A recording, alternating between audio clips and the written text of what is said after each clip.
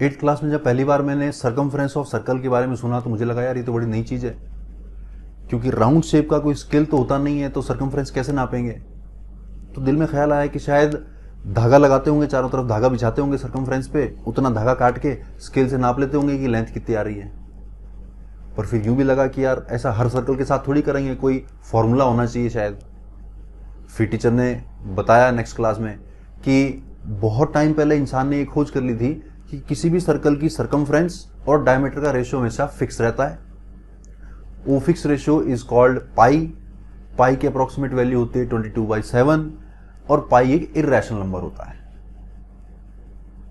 बहुत सारे क्वेश्चन आए दिमाग में कि एक तरफ तो आप कह रहे हो कि पाई इज ए रेशियो किसका, दो लेंथ का रेशियो है, यानी P/Q की फॉर्मेट का है।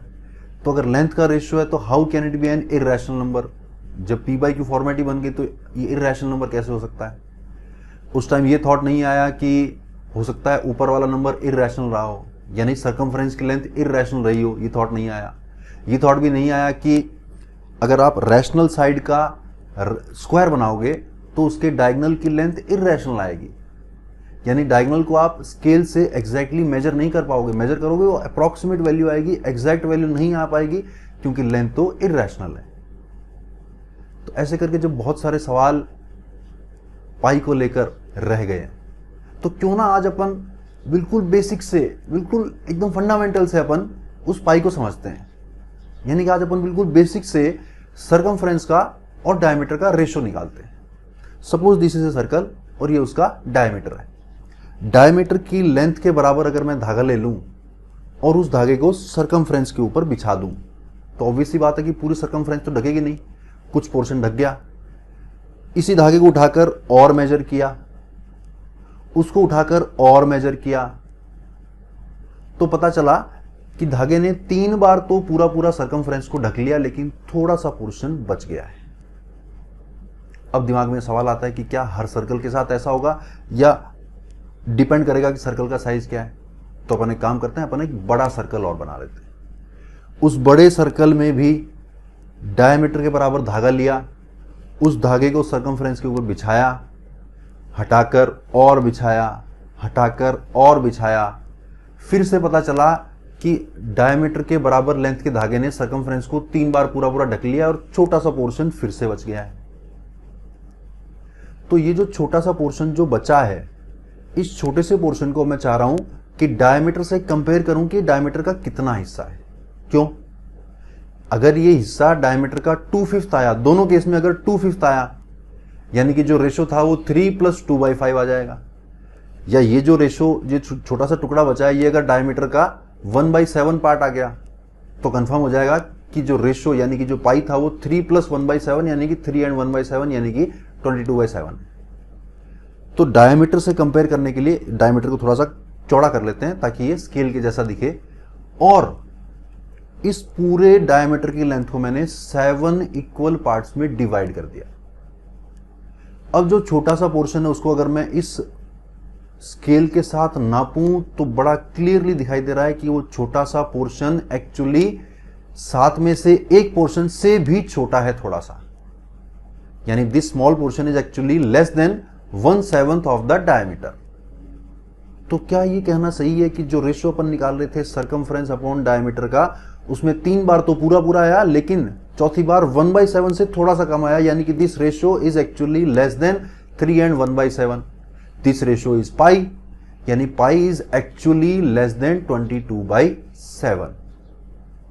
मैक्सिमम लोगों को, मैक्सिमम बच्चों को ये पता होता है कि 22/7 पाई की अप्रोक्सीमेट वैल्यू है, लेकिन बहुत ही कम बच्चों को ये पता होता है कि पाई 22/7 से बड़ा होता है या छोटा होता है। जेईई एडवांस 2010 में एक बड़ा इंटरेस्टिंग सवाल आया था, आपने कभी नोटिस नहीं किया होगा। सवाल था कि find the value of this integral. 4 option दे रखे हैं और इसका सही जवाब है, इस इंटीग्रल की वैल्यू आती है 22/7 माइनस पाई के बराबर। ध्यान से अगर इस अंदर वाले फंक्शन को देखो तो देखो सब जगह पावर्स की इवन पावर्स लगी हुई हैं, कहीं भी कुछ भी नेगेटिव नहीं बनेगा, यानी कि अंदर वाला function is always a positive quantity. तो अंदर वाला फंक्शन अगर पॉजिटिव है तो इंटीग्रल की वैल्यू 0 से बड़ी रहेगी, यानी कि ये कहना सही है कि 0 is actually less than 22/7 minus pi. यानी कि pi is actually less than 22/7। JEE में आ चुका है सवाल, शायद बहुत ही कम लोगों ने नोटिस किया होगा। ये इंटरेस्टिंग रिजल्ट अपने सामने। क्या फिर से अपन वापस उस बात पे आते हैं कि अपन ने देखा कि पाई की जो वैल्यू थी, उसका जो लास्ट वाला जो छोटा सा टुकड़ा था, 3 टुकड़े तो सर्कमफ्रेंस के, 3 टुकड़े तो डायमीटर के बराबर आ गए, लास्ट का जो छोटा सा टुकड़ा था वो 1/7 से थोड़ा सा छोटा आ रहा है। अब याद करो, मैंने आपको कहा था कि अगर कोई लेंथ इररेशनल है तो आप उसको स्केल से एग्जैक्ट कभी नाप नहीं पाओगे, अप्रोक्सीमेटली तो नाप पाओगे। जब मैंने इन डायमीटर्स की लेंथ को 7 इक्वल पार्ट्स में डिवाइड किया तो ये छोटा वाला टुकड़ा उनमें से किसी भी टुकड़े से मैच नहीं हुआ, यानी एग्जैक्ट 1/7 नहीं आया, 2/7 नहीं आया।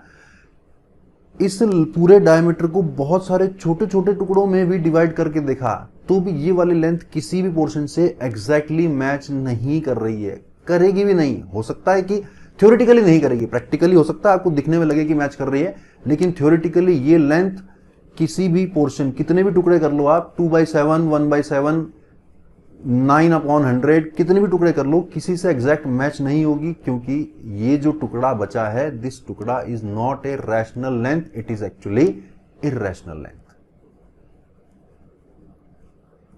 तो सबसे पहले किसने इस इररेशनल नंबर की वैल्यू फाइंड आउट करी और कैसे करी?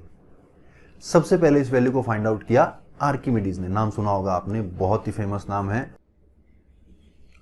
आर्किमिडीज ने कहा कि सर्कल की लेंथ तो मैं एग्जैक्ट नहीं नाप सकता, लेकिन मुझे ये पक्का विश्वास है कि सर्कल की जो सर्कमफ्रेंस है वो इस अंदर वाले स्क्वायर और इस बाहर वाले स्क्वायर के बीच में कहीं लाई करेगी। थोड़ा सा और आगे बढ़ूं तो अंदर एक हेक्सागन बना दिया जाए और बाहर भी एक हेक्सागन बना दिया जाए तो शायद सर्कल की सर्कमफ्रेंस थोड़ी सी और ज्यादा एक्यूरेट आएगी, उन दोनों के बीच में गैप कम रहेगा। हेक्सागन की बजाय अगर मैं 8 साइड यानी ऑक्टागन बना दूं, अंदर भी बाहर भी, तो जो सर्कमफ्रेंस की लेंथ है वो इन दोनों के सर्कमफ्रेंस के और ज्यादा बीच में आएगी, रेंज थोड़ी सी और क्लोज आ जाएगी। 8 साइड की बजाय अगर आप 10 साइड के पॉलीगन देखो सर्कल के अंदर और बाहर, तो बहुत कुछ आपको सर्कल जो है इनके करीब आता हुआ दिख रहा है। लेकिन अगर और ज्यादा अगर आप इन साइड्स को बढ़ाओगे, जैसे कि ये जो पॉलीगन आपको दिख रहा है, अंदर वाला भी और बाहर वाला भी लगभग सर्कल के जैसा दिख रहा है, but actually it is a polygon of 42 sides. Archimedes ने क्या किया? आर्किमिडीज ने इस तरह से पॉलीगन बनाते ही went up to 96 sided regular polygon. Geometry से और कुछ ट्रिग्नोमेट्री की सहायता करके उन्होंने उन पॉलीगन्स की लेंथ और एरिया मेजर किया and he found that pi lies between 223/71 and 22/7। यानी आर्किमिडीज ये एस्टेब्लिश कर चुका था कि 22/7 से थोड़ी छोटी आएगी वैल्यू, जो अभी अपन ने देखा थोड़ी देर पहले। So that was the first known value of pi. Pi की एग्जैक्ट वैल्यू नहीं बता पाए थे Archimedes. Pi actually exact value कुछ है ही नहीं ना, पाई एक इररेशनल नंबर है। तो आप जो भी पाई की वैल्यू, जो भी वैल्यू आप बोलोगे, that is already approximate value, exact value नहीं है। तो आर्किमिडीज ने फाइंड आउट किया कि पाई लाइज बिटवीन 223/71 एंड 22/7। कैसे फाइंड आउट किया उन्होंने इसी तरह के रेगुलर पॉलीगन्स बना के फाइंड आउट किया and he went up to 96 sided regular polygon. Pi वाला सिंबल कहां से आया? 1706 में एक मैथमेटिशियन हुए विलियम जोन्स, उन्होंने पहली बार पाई का सिंबल दिया। अगर आप गूगल ट्रांसलेट में अगर आप सर्कमफ्रेंस को ग्रीक में ट्रांसलेट करके देखोगे तो ट्रांसलेशन आएगा पेरिफेरिया और उसका पहला लेटर पाई है ग्रीक लेटर्स में। ये जो आपके सामने लिखा हुआ है, this is actually written, it is written as पेरिफेरिया और उसका पहला सिंबल पाई है। तो शायद यहीं से पाई का सिंबल लिया गया है। आज in the today's world, Google employee Emma Haruka has the Guinness World Record for calculating the value of pi up to 31.4 trillion digits. Still you cannot say कि ये पाई की एग्जैक्ट वैल्यू है, क्योंकि पाई की वैल्यू चलती जाएगी।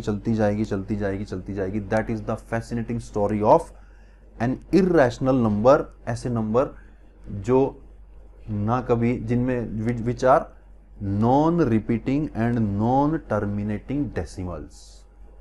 तो ये थी छोटी सी पाई के बारे में अपनी बिल्कुल फंडामेंटल सी अप्रोच और थोड़ी बहुत हिस्ट्री। Thank you.